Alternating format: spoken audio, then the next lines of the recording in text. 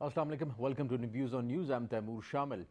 4 days back, Iranian nuclear scientist Mohsen Farizada was killed in Iran. A nuclear scientist killed in the suburbs of Tehran is a big development, is a huge development, and the regional media has been talking about it internationally. The states have been talking about it. This is a huge development because he was considered to be the head of Iran's nuclear facility, the nuclear bomb that Iran, many states say, has been working on. This is also a big development because this is not the first time. There are different dimensions to it, first of all. The internal dimensions of this assassination, the criticism that has been coming on this issue within Iran, and also the regional and global implications of this issue. First of all, that this is not the first time that an Iranian scientist has been killed or assassinated, attacked in Iran or Tehran. Just talking about this year, Iran saw 4 major attacks on personnel and on different facilities for that matter. Starting with Qasem Soleimani at the start of this year, that was a big blow to the Iranian ambitions regionally for that matter. We have seen that Iran has been an ambitious country. Many experts and observers of Iran see Iran as an ambitious state, having influence from Afghanistan, Yemen to Palestine, Syria and Iraq as well. And the Gulf states also see Iran as an ambitious state. So on an ambitious state, on the nuclear scientist being targeted and assassinated, this is a big development. As I just mentioned, Qasem Soleimani, General Qasem Soleimani of Iran was killed in a drone strike, American drone strike in Iran. That was a big blow. After that, there was an assassination of Al-Qaeda leader in Tehran. That was also a big development that happened in Iran. There was also an attack, a mysterious explosion in a nuclear facility in Iran, and now this killing of a scientist. In the last almost 8 to 10 years, there were 5 assassinations of nuclear scientists or physicists in Iran. This is something that is alarming for Iran. Iran, although, has said that the assassination was carried out by Israel, and the Iranian observers, officials, US observers for that matter on Iran have been saying that they see an Israeli hand in these assassinations. What is going to be the implication of these assassinations? Many experts think that there are probably 2 options for Iran. First of all, to retaliate to the Israeli, let's say, ambitions, this assassination. And the second thing is to wait for the Trump administration to leave the White House and to welcome, or let's see or meet the new administration, US administration coming in the White House. We have to see which option would Iran choose. Rouhani, the president of Iran, has stated that they are rather going to practice and observe strategic patience. That is what Rouhani has said. And strategic patience would also mean that they would wait to phase out Trump administration from the White House. There are also some signs and reports in the media that Trump administration would also might go for another strike to provoke Iran to go for a strike on either Israel or American allies or facilities in the region. Would Iran do that? That is a big question. The bottom line is, and then we'll move on to our program, many experts think that this attack and assassination is not to prevent Iran's pathway to the bomb, but probably Iran's pathway to Washington for that matter, to prevent diplomacy, to prevent Joe Biden, the president-elect, to go for reviving JCPOA, which Netanyahu, the Israeli Prime Minister, probably wouldn't want. We'll continue our discussion, and specifically we're going to discuss about the assassination and its implications for Iran and in the region, also talking about Pakistan's view on this and on JCPOA. We are joined by a special guest on Skype. We are joined by Air Vice Marshal Ikramullah Bhatti, a renowned senior analyst on national security affairs and also on regional political matters. Welcome to the show, Air Vice Marshal Bhatti. We are joined by Dr. Nazir Mahmood, renowned analyst on the diplomatic affairs and also on the regional politics. We are also joined by, on phone, Syed Muhammad Ali. He's an expert on global affairs and international relations. I welcome you all. I'll start with Dr. Nazir Mahmood, talking about this assassination, certainly this is not the first time. Uh, there have been assassinations and attacks on nuclear scientists in Iran.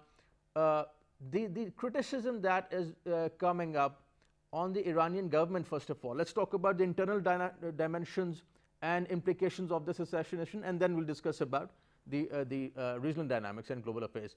First of all, the criticism that is coming within Iran on the government that it could not protect such a high profile figure, somebody who was mentioned by the Israeli Prime Minister in a presentation, specifically mentioning Fakhrizadeh. How do you see these statements and the criticism within Iran? Well, you're right that it is a great security lapse on Iran's part, especially knowing that previously at least there have been four major assassinations of Iranian nuclear scientists. And since the name of Mohsen Fakhrizadeh was mentioned by Israel, so ideally Iranian government enhanced and provided a foolproof security to Mohsen Fakhrizadeh. But this assassination shows that within Iranian mechanism there were serious lapses and there were leakages. I mean, they say that the route which Mohsen Fakhrizadeh was taking out of Tehran was not known to many people. So that means there was some internal leaks also. Somebody informed somebody. So definitely on Iranian part, this has been a great lapse of security. This is one. Secondly, coming to what reaction Iran might give, of course, there are more than a couple of options. What happened previously when previous four assassinations, those four assassinations took place in a brief span of just 2 years from 2010 to 2012. And in these 8 years, there was a hiatus. So after that, what happened, what Iran did, Iran started, tried to use Iranian proxies. As we know that Iran also has its own mechanism of proxy organizations. In Iraq, it has a Shia militia, which works at the behest of Iran. Then in Syria also, Iran is actively involved. Qasim Soleimani, who was assassinated in January 2020, he was actively involved in Syrian fighting, also supporting Bashar al-Assad. Then in Lebanon also we see that Hezbollah is a strong Iranian proxy. Then Hamas also in Palestine has close association with Iran. So what Iran did previously after those four assassinations, of course, Iran could not directly attack Israel. That would have triggered more retaliations. So there were, if you remember, there were attacks on Israeli tourists, especially in Bulgaria. There was a major attack on a tourist bus which was carrying Israeli tourists in Bulgaria. And at that time, it was rumored, though it was not confirmed, but it was rumored that Iran used one of its proxies to attack that bus of Israeli tourists. So Iran might end up, doing such acts which will not be advisable at all. Killing innocent people, even if Israel has done it, there is no justification in killing innocent Israeli citizens. And then the other option for Iran is directly attack Israel, which is again not a good option because then Israel would retaliate heavily. Then finally, the last and the best option probably for Iran is, for the time being, not to do anything. Just strengthen. This is an interesting point because President Rouhani of Iran, he has also hinted, Evas Mashal Bhatti, that they are going to observe strategic patience. The options are there probably for Iran, as Dr. Mahmood has just mentioned.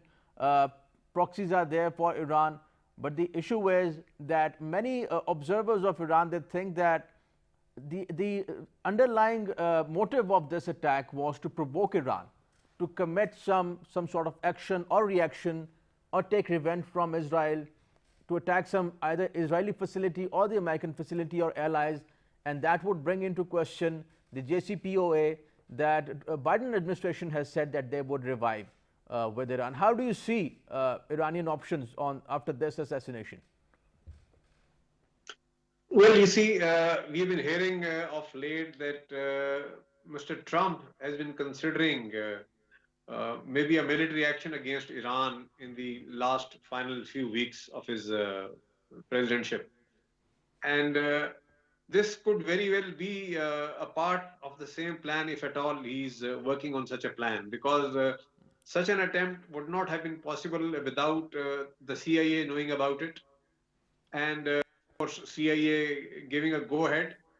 That means the American leadership was well aware of it, and now Right. yes, there's quite a possibility that they're expecting some reaction from Iran, which would necessitate or encourage the Americans or Israelis or jointly to take some action against Iran.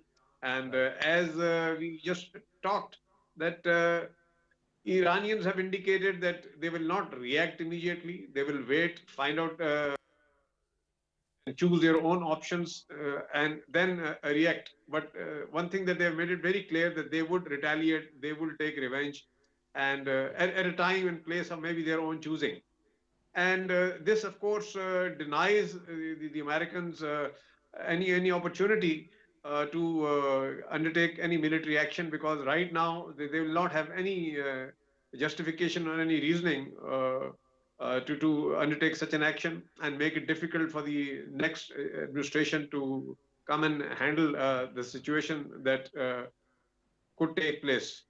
So I guess at the moment there would be no reaction from Iran, no retaliation, and while they have several options, I mean they have several Israeli embassies all over the world, and there's several the Israelis are available as targets, and but it appears that like Israel has reached into Iran, and they have been undertaking such like attacks previously. Iran, while having so many proxies in the region, has not been able to have that kind of a breakthrough in Israel where they could carry out an effective retaliatory attack. And maybe they're working on it. We don't know. Only time will tell. But the fact is that at the moment there is not going to be any immediate reaction. Iran will just probably lick its wound and wait for an opportunity when it is ready, and the environment is such that they can go ahead and do that attack. And I think we'll have to just wait and see as to what do the Iranians come up with, and that probably is the outcome of this current issue of assassination of the Iranian scientist, and we'll just have to wait. Right. And Dr. Ji. Mahmood, many observers of Iran, they think that the underlying motive was to prevent diplomacy primarily, not to prevent Iran from making a bomb, but to thwart or stop Iran from heading on a pathway to Washington. How do you see this assassination as a motive to prevent diplomacy between the United States and Iran? Well, I think this assassination has served multiple purposes. First of all, of course, it has affected greatly Iran's nuclear program, because if you lose one of the major scientists, in fact, the most important scientist he was heading that research center. So the first purpose which this assassination has served was to harm and hamper Iranian efforts to develop a nuclear weapon. This is number one. And secondly, uh, of course, the underlying intention of those who assassinated was that the new administration is about to take over in America next month, Joe Biden's. And Joe Biden has Right. been positive. Democratic Party has been positive. We remember 5 years back in 2015 when the nuclear deal was signed. Democratic Party was in power and Obama was very keen on it. And Joe Biden has also mentioned that we would like to rejoin that agreement, Joint Comprehensive Plan of Action. Yes. So by this assassination, the second intention was to prompt or trigger Iranian response, which could hamper diplomatic efforts. Because of course, if Iran does something American new administration will also not like it. So that's why, I was also suggesting that probably the best option for Iran is not to do anything. But, from American side also, there are two at least positive signs. One, Joe Biden clearly mentioning earlier that he would like to rejoin Joint Comprehensive Plan of Action. And secondly, the nominee for Secretary of State, Antony Blinken, if you look at his background, Antony Blinken, if he becomes Secretary of State, as he has been nominated and he will probably be, so though he is also himself belongs to a Jewish family, but he has been very critical of Trump's withdrawal from that agreement. And he also has a slightly soft corner towards Palestinian also and towards Iran also. So surprisingly, because we have seen he was Antony Blinken, he held two important positions under Obama administration. He was Assistant Secretary of State during last year of Obama administration, and before that, from 2013 to 15, Antony Blinken was also Assistant NSA, National Security Advisor. And in that capacity, he played an important role in the conclusion of a Joint Comprehensive Plan of Action. So these are two good signs which, which give us hope that probably the new administration will not follow that hardline policy. And this assassination is an attempt to force the new administration to take a hardline action or plan of action against Iran. So these are two. These were two major, I think, reasons why this assassination takes place. And if Iran restrains itself for this time, I think it will help greatly next year. What Iran did wrong, in fact, it was wrong on Iran's part to immediately restart new uranium enrichment, because even if Trump had withdrawn in 2018, ideally, European Union countries, other 5 countries, they did not withdraw. But what Iran did, Iran immediately started retaliating and said that we are no more bound by that agreement. That was a wrong move. If European countries are not withdrawing, why should Iran withdraw? So ideally, if Iran keeps at this time keeps cool and wait for a couple of months, I think the things will improve. Let's see what is going to happen. But looking at the dynamics and the new developments in Middle East, Vice Marshal Bhatti, do you think that the new dynamics, let's say UAE's formalization of diplomatic relations with Israel, Sudan, Bahrain for that matter, and by the way, these were all orchestrated and helped out by Jared Kushner, the advisor to Trump and his son-in-law for that matter. The direction in which Middle East is heading, how do you see that? And Iran's ambitions and apprehensions according to these settings in the Middle East, how do you see that? Well, you see, with the UAE and Bahrain recognizing Israel, there is a possibility that as and when JCPOA is revived, I don't know, in original shape or in a modified shape, there is a great possibility that these three may also like to be on the table and discuss Israel, UAE, and Bahrain, because they will be now affectees of this new agreement as and when it happens. And another thing that I like to discuss is that JCPOA may not be revived in its original shape, while the Iranians have insisted that if at all it is to be revived, there will be no more negotiations as to the terms and conditions. And we now know that when Trump withdrew from this, he cited two reasons. Firstly, the missile program of Iran, which was not covered under the agreement, and of course the regional ambitions that Iran has demonstrated, which according to him were destabilization of the region. So these were the two factors that they were not considered in the original JCPOA. Hence, it had to be the US had to withdraw from it. we now know that Iran is not prepared to renegotiate, and as and when Joe Biden does revive, I'm sure he'll be under pressure to renegotiate. Now, this renegotiation will happen after the revival, or will the additional conditionalities will be laid out before that? This we'll have to wait and see. And at the same time, we also know that Iran has also put up a demand for compensation for 2.5 years of additional sanctions, which are economically quite crippling for Iran. And so that will be also on the table as and when the discussion takes place.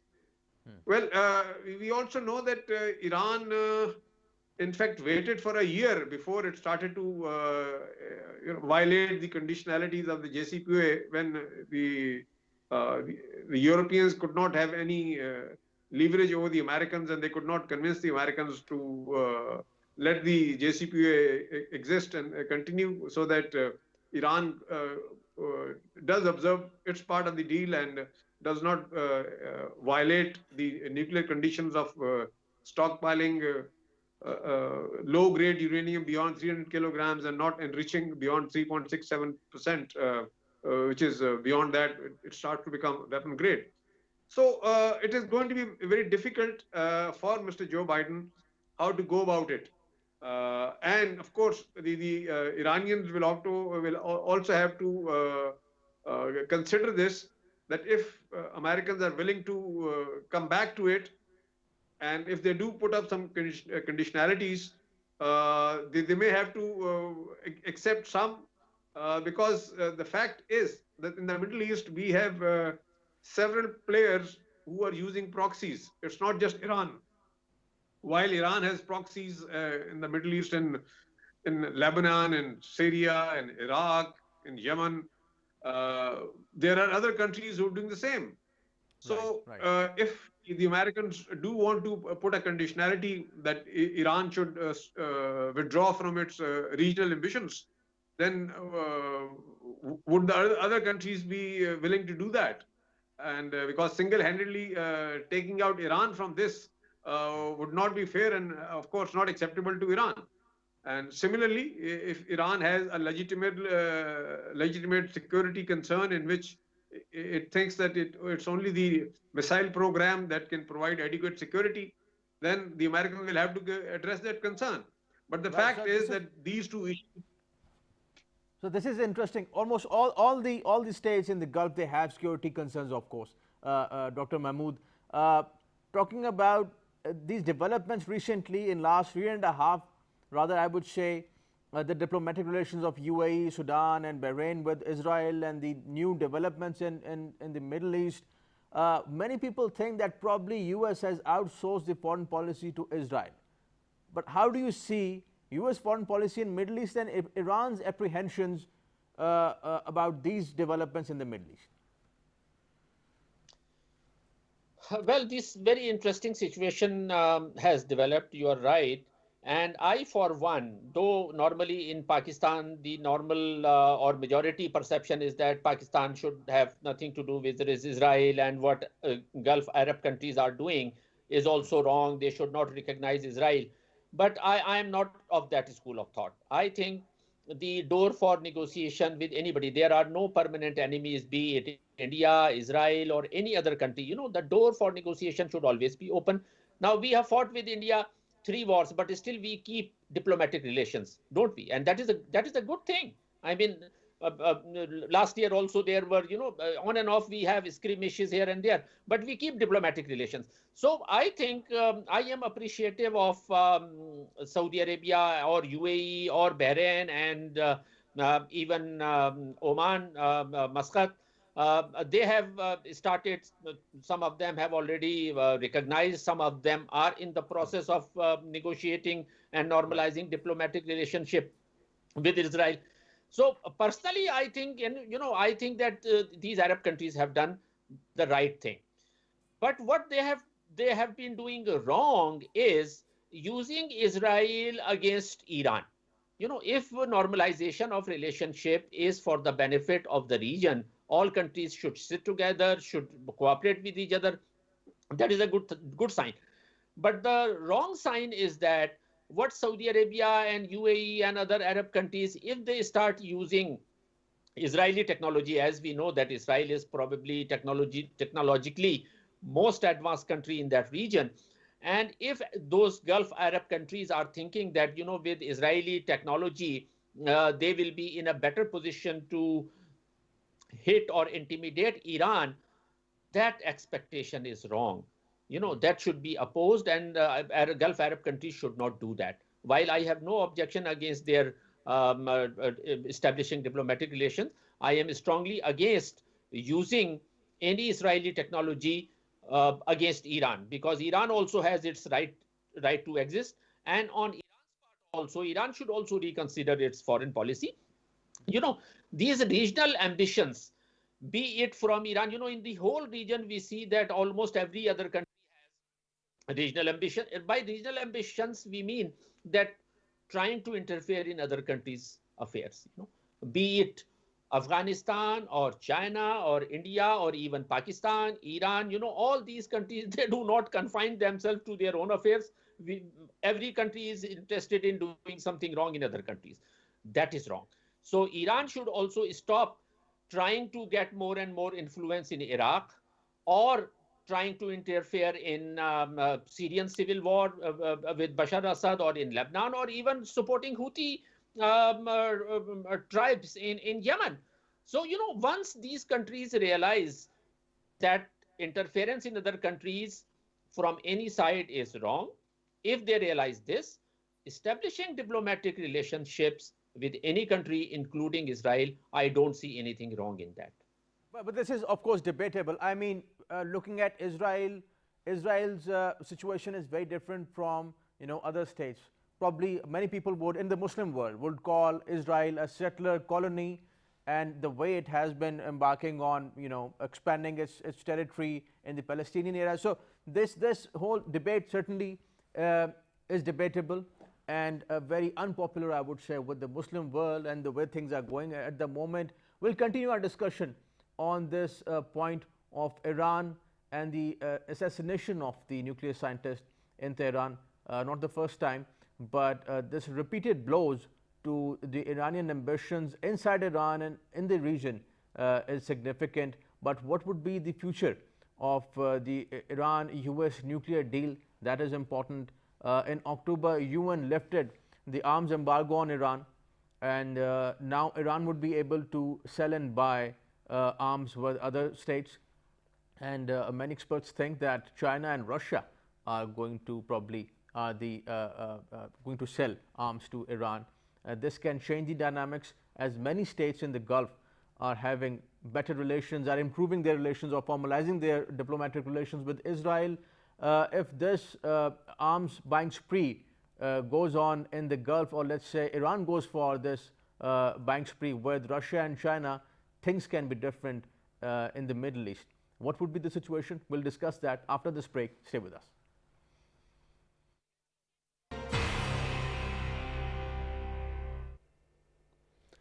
Welcome back. We are discussing the assassination of Iranian nuclear scientist in the suburbs of Tehran, Iran. This is a major development. We are joined by Dr. Munish Ahmer, renowned analyst on international relations and foreign policy. Welcome to the show, Dr. Ahmer. Dr. Ahmer, can you hear me? Yes, I can hear you. Right. Thank you for joining us. Talking about this assassination and Iran's retaliation to it, or let's say options for Iran. When we talk about the options for Iran, probably there are not many. But many people think that the underlying motive of this assassination is to prevent diplomacy between the United States and Iran, and primarily that diplomacy is about reviving JCPOA, or as we call it, the Iran-US nuclear deal.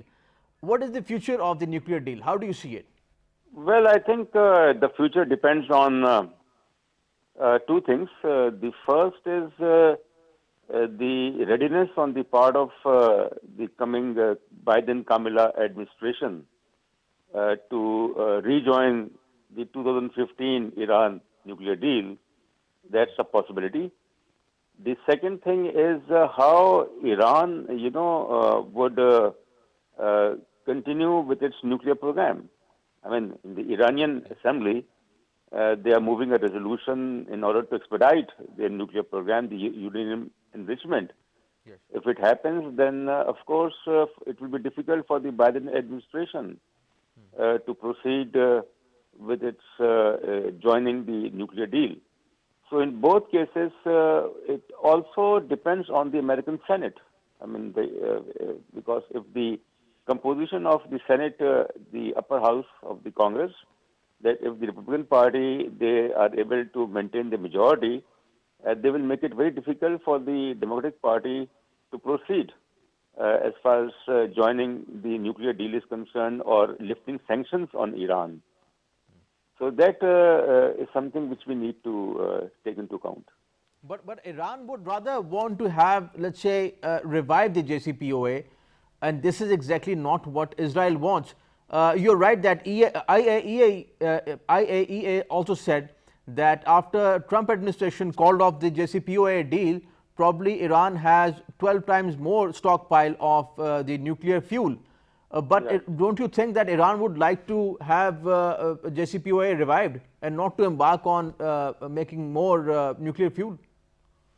That is partially true, but there is a change in the perception in Tehran also.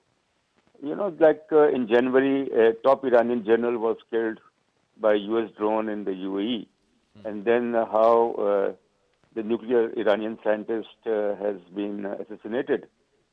They basically view the situation from a different perspective. They don't want to create problems for the Biden administration. And the perspective basically that if you keep up the pressure like North Korea, that how North Korea has been able to get away with its nuclear program and manufacturing of nuclear weapons. So it is also possible that the Iranian hierarchy, the Council of Guardian and the others who matter over there, they would like to give a chance, to the coming Biden administration, and they would like the deal to be revived. And it also depends on the European, the EU countries, and of course. Germany and France and Britain, they are in favor of the deal. They want to maintain the deal, and that is something which the Biden-Kamala administration would like to cash in. Right. Dr. Amber, thank you for joining us. Thank you for your time. You're welcome. Right. We are joined by Mr. Muhammad Ali, a renowned expert on international affairs and also an observer of the developments in Iran. Welcome to the show, Mr. Ali. Hi, thank you. Right. Most welcome. Talking about this development, the assassination of the Iranian nuclear scientist, recently, Brigadier General Hossein Dehgan, he is advisor to the Supreme Leader of Iran on national security, and he's also announced as the candidate for the next year's presidential elections in Iran. He has said that there are people inside the system who are providing information to the enemies. My question is on the hawks on both sides, in Iran as well as in United States.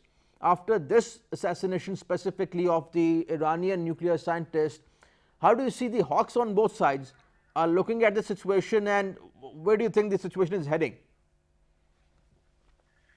Well, within Iran, one suspects and fears that, in the last decade or so, post Ahmadinejad, where we saw, some kind of a push towards more moderation, and the JCPO had, that there was hope that this is what that's going to mean for Iran, and then sort of its aggressive postures vis-a-vis the rest of the region would also be tempered. There were hopes in that, and these kinds of situations with Soleimani and now this latest attack, it gives the hawkish hardliners more fuel, right, for internal repression. So that's a fear. I mean, in the U.S., and I think all the panelists have kind of alluded to this, that there is the sort of the Iran watchers here feel that this might be a conscientious decision to create a stumbling block for the next administration to join in. Because, during these past 4 years, we have seen, not to say that the U.S. has had a trouble-free relationship with Israel ever, but, but in the last 2 or 3 years, 4 years, people like Tom Cotton and others, right, including President Trump, have felt that, the Obama administration had gotten into a really bad deal and they could do much better. Right, and they are still, there's a possibility that not only them, but in fact Netanyahu and MBS, are the other elements in the situation who are going to be pushing back against, against the Biden administration, trying to, renegotiate ties with Iran and get back to some semblance of nuclear cooperation. However, my last point on this would be that the Soleimani, incident was perhaps, much more of a sort of flashpoint for hawks on both sides, to see a kind of an escalation. This time around, even if there is, I also agree with the other panelists that, Iran might be wiser and try to sort of wait, and even if they do something, it will be calculated, to an extent that it doesn't, create a more serious problem. And they'll wait to see, how the new administration is going to come in and what attitude it's going to adopt and how friendly it will try to be towards Iran. But, this time around, they're not even blaming the U.S. directly. And, the signature on the hit was, it's not, the CIA, etc., the U.S. might know about it, but there's no indication to suggest that the, hit had come from the U.S., but in fact from Israel. So there'll be, if there's some outfall, it would be at the regional level, Hezbollah, or, so some of the other proxies perhaps trying to do something. Right. It was Marshal Bhatti talking about the U.S. foreign policy in the Middle East. How do you think that the changes made by the Trump administration or the new trends that were introduced by the Trump administration, they would be rolled back by the Biden administration because the changes are huge? The diplomatic actions and overtures were huge. The impact is huge. Do you think that Biden administration would undo that or can undo that? I think there is going to be change because we know that Mr. Trump was not a diplomat. He was neither a statesman, whereas Joe Biden is known to be the youngest ever senator in the U.S. history, and he is probably the senior most or the eldest or the oldest president that they have. Yes. So he's a very seasoned diplomat or a seasoned politician. And while he would be definitely pursuing the global leadership role for the U.S. in a hawkish manner, as Mr. Trump was pursuing. So he'll be more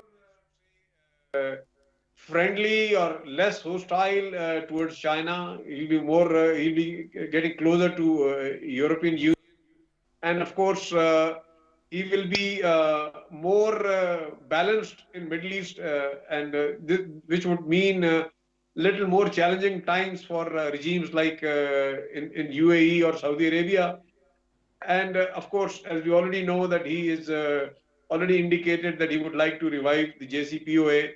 And similarly, we'll see that in the Pacific region, he'll be less hostile towards China. So I guess there is going to be a good change for the world. He's going to be more multilateral instead of unilateral. Right. USA back into several international forums from where Mr. Trump had withdrawn. So there is going to be a positive change I hope when this change does show in the Middle East and especially vis-a-vis Iran, and hopefully this JCPOA gets revived and sanctions are lifted from Iran, I Right, think right. Pakistan is going to be a big beneficiary of that situation. Uh, so I think there is going to be a big change, and it's going to be a positive change with Joe Biden coming in the office. Ji. Right, right. Gentlemen, thank you for joining us. Dr. Mahmood, Vice Marshal Bhatti, Mr. Ali, thank you for joining us. A pleasure having you on the show. That is all from today's Views on News. See you next time. Khuda Hafiz.